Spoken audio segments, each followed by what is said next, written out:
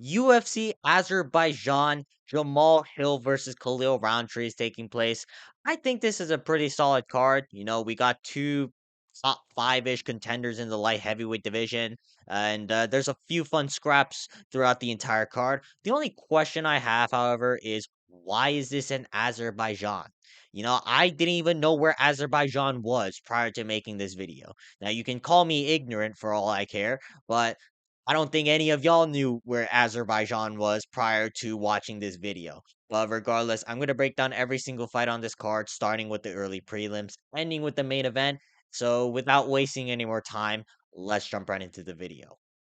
Starting off with the early prelims, Hamdi Abdul Wahab versus Muhammad Usman. Now, this fight might arguably be worse than all of the women's fights on this card because these guys are just absolutely awful at fighting.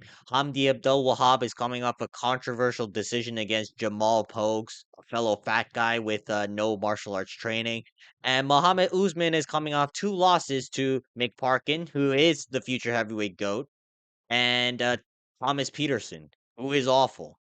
But now, if you're asking me to do research on Hamdi Abdel Wahab and Muhammad Usman, you're out of your damn mind. But what I have for you guys is a quarter. So we're gonna flip this quarter and see who I'm gonna pick for this fight card. Heads for Hamdi Abdel Wahab and tails for Muhammad Usman. It landed on tails, so I'm going with Muhammad Usman to get the upset win over Hamdi Abdel Wahab. If Hamdi Abdul Wahab wins this, which I think it's more likely, I don't really care. Like they're both terrible anyways. Uh but yeah, I guess I'm gonna go with Muhammad Usman to get the 29-28 upset win. Alright, moving on. We got Togeir Ulanbek versus Azat Maxim. Now this is an actual fight. I think Togeir Ulanbek does have the advantages in the grappling. I know that Togeir Ulanbek, he's looked pretty solid outside of his loss to Tim Elliott. But you got to keep in mind, Tim Elliott was cheating the fuck out of Togeir Ulanbek throughout their fight. I do believe in Azat Maxim though. I know he lost to Charles Johnson, but listen, everybody loses to Charles Johnson for some reason. And I think Azat Maxim, I think he's a lot sharper than Tagir Ulanbekov on the feet. I know this is short notice, which is not a good sign for Azat Maxim, especially a guy for like Tagir Ulanbekov, who is known for going to a lot of pretty third round decisions. But I think Azam Maxim is a lot sharper than Tagir on the feet. And I think Azam Maxim's good enough to defend the takedowns of Tagir Ulanbekov. Tagir Ulanbekov, I think his best weapons is his jujitsu. You see him getting like the standing rear naked choke over Cody Durden again. Like that's pretty good and all, but it's Cody Durden. I don't think Azam Maxim's gonna give away those positions like that, like a Cody Durden would. And outside of that, Tagir Ulanbekov, most of his fights were pretty lackluster. So I think as at Maxim, just using his superior striking should be able to win this fight. Will Azam Maxim knock out Tagir Ulanbekov? It's hard to say. After all, Azam Maxim, it's been a while since he's fought, and he is coming in as a short notice replacement. But I think Azam Maxim, he can win the first two rounds. I think the third round's going to be kind of concerning, but I don't know. I don't know why I would go for Azam Maxim in this situation, but I have a feeling he's going to get the job done. Now, moving on, Irina Alexieva versus Claudia Sigula. I'm gonna go with Irana Alexieva just for the fact that she didn't get knocked out by Melissa Mullins. I know she lost to Melissa Mullins, but there's nothing much to break down about this fight outside of Irina Alexieva lost to Melissa Mullins, and meanwhile Claudia Segula got knocked out by Melissa Mullins. So based on that fact, I'm just gonna go with Irina Alexieva. Will I be upset if Claudia Segula finds the way to win this fight? Not really, because at best this is a coin flip. I think this is gonna be very close. In like 3 rounds in, they're just gonna be shadow boxing at range, throwing 20 strikes in like 12 minutes. But I think Arena Alexieva should win this fight just off the fact that she didn't get KO'd by Melissa Mullins. Now moving on, Daria Zilakova how do you read this name? Daria Zelesnikova versus Melissa Mullins. Uh, I'm gonna go with Melissa Mullins. Now, Daria Seleknikova or whatever, she hasn't really lost to anyone bad, like Aylin Perez. She's pretty good, but and also Aylin Perez missed weight for their fight. I think Daria Zilakova, there's nothing much to write about her. She doesn't really have any finishing potential on the feet, and it's not like she's ragdolling like out like unranked women's bantamweights. So I think Melissa Mullins, I think she's a step up from a lot of the unranked women's bantamweights, and I think Melissa Mullins will comfortably outstrike Daria Zilakova. And I don't really see Daria really imposing anything in the grappling for Melissa Mullins to worry about. So over the course of 3 rounds, I'm gonna say that Melissa Mullins wins this fight probably by decision. I know she KO'd the Claudia Sigula, who I just talked about, but that's kind of a rarity. So I think Melissa Mullins, she'll probably win this fight. I don't know, like 30-27, 29-28 decision. All right, now moving on, Ismail Nurdayev versus Jung Young Park. I'm gonna go with Jung Young Park. Now, Ismail Nurdayev, I know the UFC loves him. I know that the UFC wants to build this guy up as a prospect, but I think Jung Young Park is too crafty for Ismail Nurdayev. And listen, Ismail Nurdayev did not look impressive in his last fight. He fought Bruno Silva in UFC 308, and I'm gonna be for real. I know he won the fight like 30-27, but at this point, you gotta finish Bruno Silva within the first 2 rounds. If you're not finishing Bruno Silva off and going to a decision with him, I don't know what to tell you. Like Chris Weidman was outstriking Bruno Silva in their fight before you, Ismail Nurdayev. So you beating Bruno Silva doesn't really tell me anything. Whereas Jung Young Park, I think he's very good. He does leave his chin open a lot, which is kind of concerning, but I don't think Ismail Nurdayev is necessarily skilled enough to find the chin of Jung Young Park. I think Jung Young Park can impose the grappling here. I think he's the much better wrestler. I think he's the much better jiu-jitsu practitioner. And on the feet, I think Jung Young Park's jab's really solid, and Ismail Nurdayev is going to have a hard time trying to close the distance. The only way I can see Ismail Nurdayev winning this fight is if he's the one holding Jung Young Park up against the cage. And I don't really see Jung Young Park really being held up against the cage like that. I think over the course of 3 rounds, Jung Young Park is going to pick apart Ismail Nurdayev, and slowly but surely he's going to secure like the later rounds through using his takedowns and controlling the back of Ismail Nurdayev and possibly finding the submission. But either way, I'm going to go with Jung Young Park to win this fight. 29-28, 30-27 decision. Maybe a submission, but it has been a while since Jung Young Park has got one. All right, now moving on to Sakho Co versus Oan Elliot. This pains me to say this because I have a hard time picking against Koreans, bro. But I'm gonna go with Oban Elliot in this fight. I think Oban Elliot is a little bit too clean for Sakho Co. Now, if you guys haven't watched Sakho Co's fights, he's very good. Like you watch his fights in the TKZ promotion, he's beating a lot of these guys by vicious ground and pound, and he's got very solid wrestling. He showed that in his Dana White Contender Series fight against the Brazilian dude. But I think Oban Elliott is a little bit too soon. Oban Elliott should be looking for someone within the rankings right now, but I don't know why he's still fighting someone who's making his debut. I guess this is what the matchmakers think of Oban Elliott, but I think Oban Elliott's really good. He knocked out Basil Fez in the 3rd round with one punch. Freakish stoppage overall. And the thing I'm worried about Sakhyun Ko is that I think Oban Elliott is a lot better at grappling than a lot of the opponents Sakhyun Ko has faced. Oban Elliott actually knows how to scramble back up to his feet. And if anything, he's a very well-rounded fighter. And I don't think Sakhyun Ko is going to be able to take him down and ragdoll him like he's done to every single opponent. Now, I do think there's a chance that Sakhyun Ko can knock out Oban Elliott, but I think more likely Oban Elliott's gonna pepper him up with the jab and just frustrate Sakhyun Ko with the range.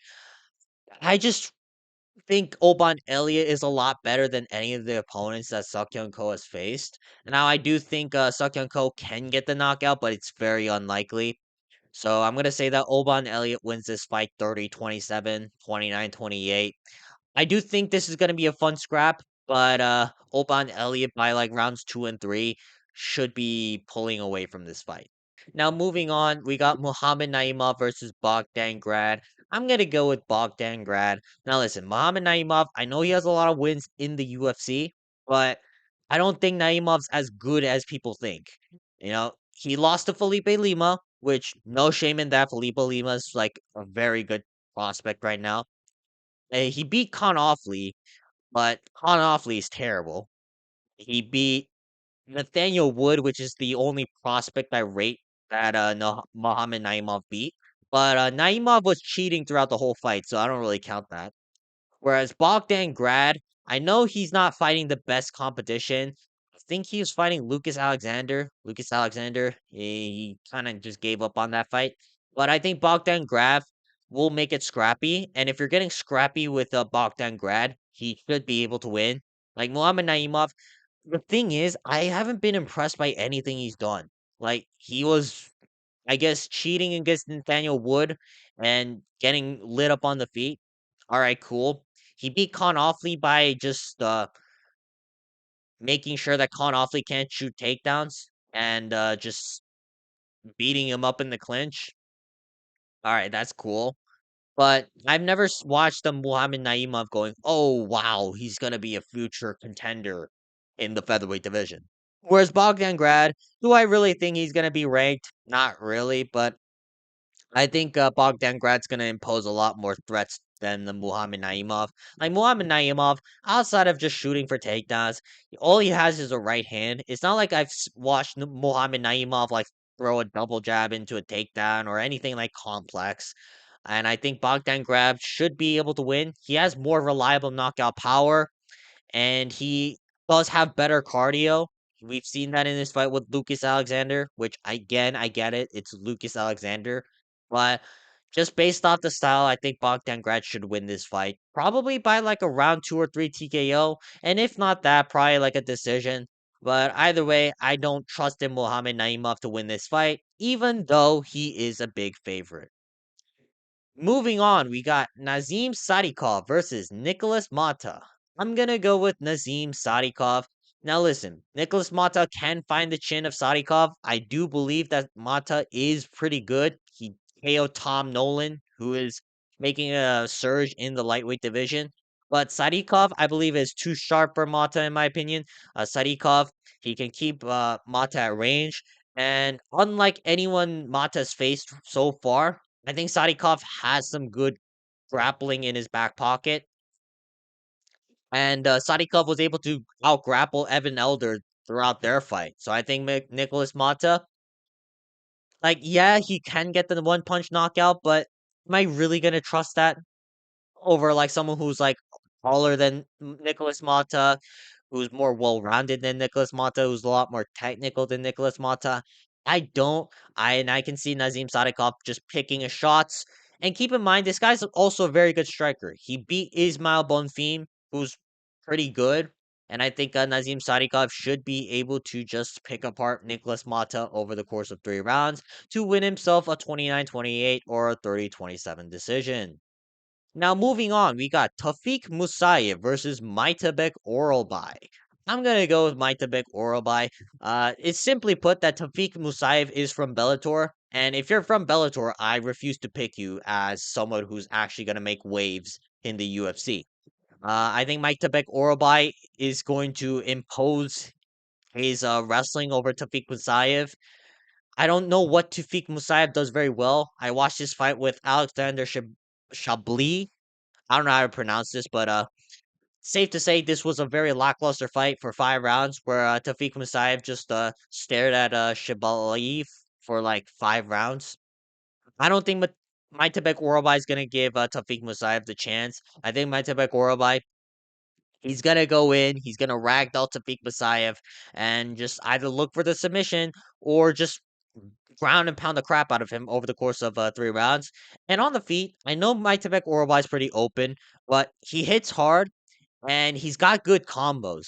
So I think Maitabek Orobai should be able to comfortably win against Tafik Musayev. Now, there is a part of me that wants to pick Musayev because he is also from Azerbaijan, but I don't think Musaev's at the level of a Maitebek Orobai. And I think Musaev, if he joins the UFC, he's quite frankly like bottom level competition. Whereas Maitebek Orobai, he's like someone who's just outside the rankings of the lightweight division. Like I know he lost to Mateusz Rebecki, but Mateusz Rebecki is really good. So I'm gonna go with Maitebek Orobai to win this fight. 30-27. Maybe he can find a finish, but I think 30-27 is more likely because that's how Maitebek Orobai typically fights. Now moving on. Curtis Blades versus Rizvan Kuniev. This one is straightforward. I'm going with Curtis Blades. Rizvan Kuniev, this guy is not very good.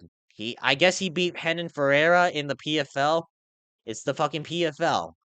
Curtis Blades, I know he's coming off a lot of losses to like Tom Aspinall, Sergey Pavlovich, Derek Lewis, but is Rizvan Kuniev really gonna be at the level of a Tom Aspinall over Sergey Pavlovich? I don't think so. Rizvan Kuniev has been fighting PFL schmucks throughout his entire career, and yeah, he looks good against PFL schmucks, but Curtis Blades isn't no PFL schmuck. I think Rizvan Kuniev, you got to keep in mind he's also tested for steroids a lot, which is wild considering he's a heavyweight who looks like a fat blob. And I think Curtis Blades should be able to destroy Rusvan Kuniev and just show levels between the UFC and the PFL heavyweight division. I think Curtis Blades, he's very well rounded. If Rizvan Kuniev tries to take Curtis Blades down, I don't see it really working. And even if Curtis Blades gets taken down, I don't see Kuniev really finding any submission. And on the feet, yeah, Kuniev is fast, but there's no threat to Curtis Blades. I know Curtis Blades freezes up a lot, but that's against very powerful punchers like Sergey Pavlovich or Tom Aspinall. So I'm gonna say that Curtis Blades should win this fight. Uh, probably by like a round one or two TKO over Rizvan Kuniev because I don't really trust Kuniev. Maybe Kuniev can win, but again, I just don't see it, and I think Curtis Blades is just gonna show levels between the UFC and the PFL. Now, moving on to the co-main event, we got Rafael Fiziev versus Ignacio Bahamundes. Rafael Fiziev, I think he's a little bit too stubborn. I think he's gonna go out there and strike with Ignacio Bahamundes. Just put on a show for the fans at Azerbaijan, and Rafael Fiziev has pride as the Muay Thai guy. And I think that's gonna play to Fiziev's downfall in this fight. I think Ignacio Bahamondes is too rangy, too tall, and a little bit too fast for Rafael Fiziev. I know Fiziev is very technically good, but again, Fiziev's like what 5'7" or 5'8", and meanwhile Ignacio Bahamondes is like 6'3". It's crazy that they're fighting in the same weight class, but that's lightweight for you. And I know that Ignacio Bahamundes, he has looked shaky in a lot of his performances, but that's against Ludovic Klein, who actually tried to wrestle with Ignacio Bahamundes.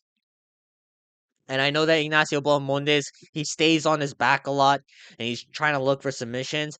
I don't really think Fiziev's going to test the grappling of Ignacio Bahamondes. I think Rafael Fiziev is going to stick with striking. And if you're going to stick with striking against Ignacio Bahamondes, I think Ignacio Bahamondes is going to win this fight. Now, Fiziev, can he blitz in and try to knock out Bahamondes? Maybe, but when's the last time Fiziev's really knocked anyone out? He knocked out Moicano, and since then, he's been going to a lot of decisions. So I think Ignacio Bahamondes, over the course of 3 rounds, if it's just a striking battle, I think he has much more tools to win the fight. Just poking Fiziev at range and just win himself a 29-28 or 30-27 decision. Maybe he can get the KO, but again, Fizzy is really good, so I'm just gonna say by decision. Now, last but not least, we got to the main event: Jamahal Hill versus Khalil Roundtree. I'm gonna go with Khalil Roundtree. I think Jamahal Hill is very fundamentally flawed as a mixed martial artist. It's not like he's got excellent footwork. It's not like he's got insane combinations. And I don't know. Outside of his left hand, there isn't really much to write about Jamahal Hill. His striking subpar, technically, and it's not like his defense is all that impressive. Meanwhile, Khalil Roundtree, yeah, he's not really fought like elite level opposition other than Alex Pereira. But I think Khalil Roundtree stylistically has the advantages over Jamal Hill. I think Khalil Roundtree, he is going to be able to just mix up striking with Jamal Hill over the course of 5 rounds. Uh, Clinches there for Khalil Roundtree.